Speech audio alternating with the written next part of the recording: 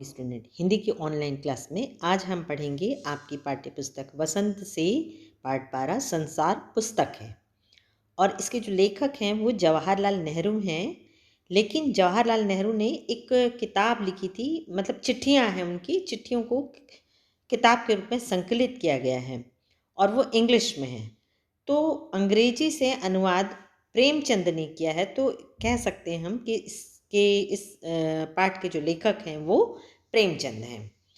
तो सबसे पहले हम लेखक के बारे में जानेंगे, जवाहरलाल नेहरू। सभी अच्छे से जानते हैं कि जवाहरलाल नेहरू कौन थे। जवाहरलाल नेहरू 14 नवंबर 1879, 27 मई 1964 आज़ाद भारत के प्रथम प्रधानमंत्री थे। इनका जन्म 14 नवंबर 1889 को हुआ था और इनकी मृत्यु जो हुई थी 27 मई 1964 को हुई थी। तो ये जब देश हमारा आज़ाद हुआ था उसके सबसे पहले प्रधानमंत्री थे। बच्चों से उन्हें बेहद लगाव था, वे चाचा नेहरू के नाम से जाने जाते हैं। उनकी बेटी इंदिरा जब 10 वर्ष की थी, नेहरू जी ने उन्हें अनेक चिट्ठियां लिखी। तो सभी को मालूम है कि हमारे देश की पहली महिला प्रधानमंत्री श्रीमती इंदिरा गांधी थी, जो नेहरू जी की पुत्री थी। तो नेहरू जी जब उनसे दूर रहा करते थे तब उनको चिट्ठियां लिखा करते थे। उस समय मोबाइल फ़ोन का ज़माना नहीं था, तो खाली विचारों का आदान प्रदान पत्रों के माध्यम से ही हुआ करता था। इनमें बताया गया है कि पृथ्वी की शुरुआत कैसे हुई और मनुष्य ने अपने आप को कैसे धीरे धीरे समझा पहचाना। तो हम सभी को मालूम है कि पहले हमारा जो ये संसार अचानक से नहीं चालू हो गया, बहुत धीरे धीरे क्रमशः सभ्यता आई और निर्माण हुआ, आविष्कार हुआ, कुछ खोजें हुई और लोगों ने इन सब चीज़ों को पहचाना और उसके बाद दुनिया बनी। तो यही सब चीज़ें जवाहरलाल नेहरू ने अपनी चिट्ठियों के माध्यम से इंदिरा गांधी को बताया। ये चिट्ठियां बच्चों में अपने आसपास की दुनिया के बारे में सोचने, समझने और जानने की उत्सुकता पैदा करती है। तो आजकल के जो बच्चे हैं, आप लोग जो हो, वो ऐसे समय में आप लोगों का जन्म हुआ है जब पूरा इलेक्ट्रॉनिक सारा कुछ हो चुका है। आपके सामने जब भी आप फ्री होते हो, एक तो वैसे पढ़ाई का आपके सामने बोझ रहता है, उसके बाद जब आप फ्री रहते हो तो आपके पास इतने गैजेट्स रहते हैं, टीवी है, मोबाइल है, आप उसमें व्यस्त हो जाते हो। लेकिन पहले के समय में बच्चों के में विचार चिंतन करने की का वक्त रहा करता था, उनके पास ये सब चीज़ें नहीं थी तो वो सोचते थे। तो लेकिन आजकल इतनी गंभीरता, इतना मनन बच्चों में नहीं है और ये ज़रूरी है कि होना चाहिए। आपको भी उत्सुकता होना चाहिए कि दुनिया कैसे बनी, ये पत्थर कहाँ से आए, ये कागज़ का निर्माण कैसे हुआ, ये जो हम भाषा बोल रहे हैं वो कैसे शुरू हुई, अक्षरों का आविष्कार कब हुआ, ये किसने बनाया। ये सारी चीज़ें आपके भी दिमाग में आनी चाहिए। जब आपकी आएगी और आपको प्रश्नों का जवाब नहीं मिलेगा तब आप उससे ढूंढने का प्रयास करेंगे और इस प्रकार आपका भी ज्ञान का प्रसार होगा और आपकी भी जो नॉलेज है वो बहुत ज़्यादा स्ट्रांग होगा। तो ऐसे लेसन को आप बहुत अच्छे से, बहुत मन लगाकर और बहुत अच्छे से पढ़ें और आप भी आगे और चीज़ों जानने का जिज्ञासा अपने में जागृत करें। तो नेहरू जी को अपने देश के बारे में बोलने बताने में विशेष आनंद आता है। तो नेहरू जी की एक बुक है और आप कभी मौका लगे तो उसको ज़रूर पढ़िए, डिस्कवरी ऑफ इंडिया या भारत एक खोज। ये नेहरू जी ने लिखे हैं और उसमें पूरे भारत का आपको दर्शन एक बार हो जाएगा। ये सभी चिट्ठियाँ पिता के पत्र पुत्री के नाम पुस्तक में संकलित हैं। जैसा मैंने आपको बताया कि इनकी जो चिट्ठियाँ हैं उसकी एक बुक बना ली गई है और उसका टाइटल दिया है पिता के पत्र पुत्री के नाम।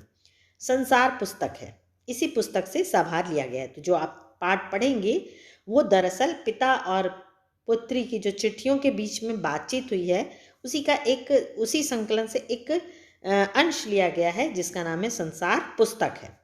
इसी पुस्तक से संभार लिया गया है। खास बात यह है कि ये पत्र नेहरू जी ने अंग्रेजी में लिखे थे और इसका अनुवाद हिंदी के मशहूर उपन्यासकार मुंशी प्रेमचंद ने किया है। तो प्रेमचंद को सभी जानते हैं। आगे आप 7वीं में क्लास 7 जाओगे तो उनका एक लेसन आपको पढ़ने का मौका लगेगा, बहुत अच्छा लेसन है। और हिंदी साहित्य में प्रेमचंद का नाम बड़े सम्मान से लिया जाता है क्योंकि उन्होंने हिंदी साहित्य को बहुत अच्छे कहानियाँ और उपन्यास दिए हैं। तो चलिए हम स्टार्ट करते हैं। आप भी बुक निकालिए और मेरे साथ साथ आप भी रीडिंग करते जाइए।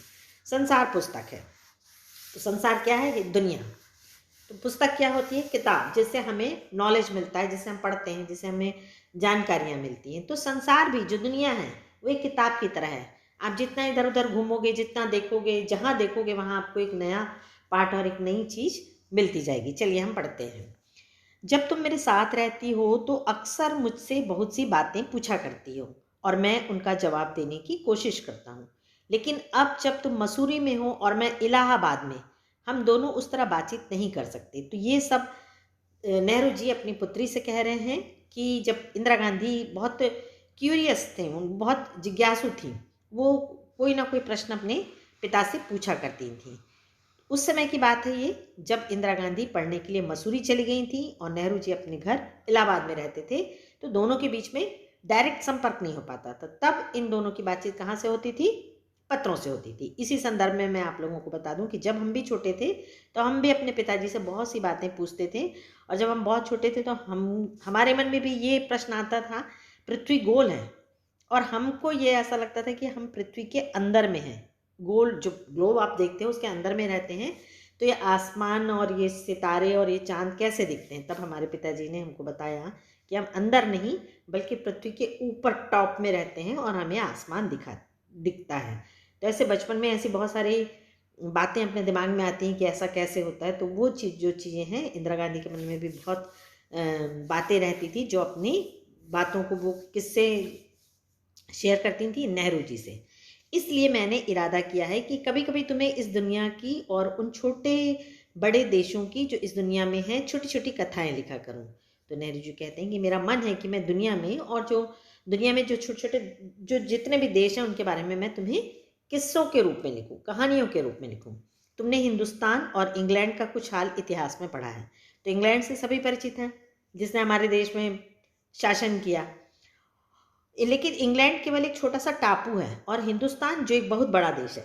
तो सभी को पता है हमारा हिंदुस्तान बहुत बड़ा है और इंग्लैंड उसके सामने एक छोटा सा, हमारा जो एक स्टेट है जैसे राजस्थान, उतना बड़ा होगा, बहुत छोटा है, एक टापू है।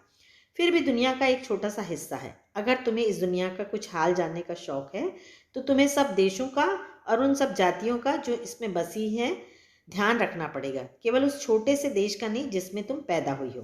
तो हमको अपने देश नहीं बल्कि पूरे देशों का ज्ञान रखना चाहिए। ये ऐसा नेहरू जी का कहना है। तो आप लोगों को कम से कम विदेश का बाद में, लेकिन अपने देश में जो स्टेट हैं जितने भी हैं उनके बारे में आपको जानकारी होना बहुत ज़रूरी है। तो जब भी आपको मौका लगे आप इन सब चीज़ों को गूगल में सर्च करके ज़रूर देखा करिए। मुझे मालूम है कि इन छोटे छोटे खतों में बहुत थोड़ी सी ही बातें बता सकता हूँ। तो सबको मालूम है कि अपन जब डायरेक्ट आमने सामने बात करते हैं तो बहुत सारी बातें होती हैं जो संभव होता है कि उसको डिटेल में, उसको विस्तार से बात की जाए। लेकिन पत्रों में नेहरू जी कहते हैं कि कोई छोटे से पत्र में बहुत सारी बातें नहीं आ सकती। लेकिन उनकी मजबूरी थी क्योंकि उनकी बेटी पढ़ने मसूरी गई थी। लेकिन मुझे आशा है कि इन थोड़ी सी बातों को भी तुम शौक से पढ़ोगी और समझोगी कि दुनिया एक है और दूसरे लोग जिसमें आबाद हैं हमारे भाई बहन हैं। अब तुम बड़ी हो जाओगी तो तुम दुनिया और उसके आदमियों का हाल मोटी मोटी किताबों में पढ़ोगी। उसमें तुम्हें जितना आनंद मिलेगा उतना किसी कहानी या उपन्यास में भी ना मिला होगा। तो हमारे देश में जब हम रहते हैं तो हमको मालूम है कि हम कैसे रहते हैं, क्या भाषा है, क्या हमारे देश की संस्कृति क्या है और क्या इसमें हमारा राष्ट्रगान क्या है। लेकिन हमको दूसरे देशों के बारे में नहीं पता रहता कि उनका राष्ट्रगीत क्या है, कैसे रहते हैं, उनका कल्चर क्या है। लेकिन जब यदि आपको इंटरेस्ट आ जाएगा तो आपको इतना अच्छा लगेगा कि इतना आपको किसी सॉरी कहानी में भी इंटरेस्ट नहीं आएगा। यह तो तुम जानती हो कि यह धरती लाखों करोड़ों वर्ष पुरानी है और बहुत दिनों तक इसमें कोई आदमी न था। आदमियों से पहले सिर्फ जानवर थे और जानवरों से पहले एक ऐसा समय था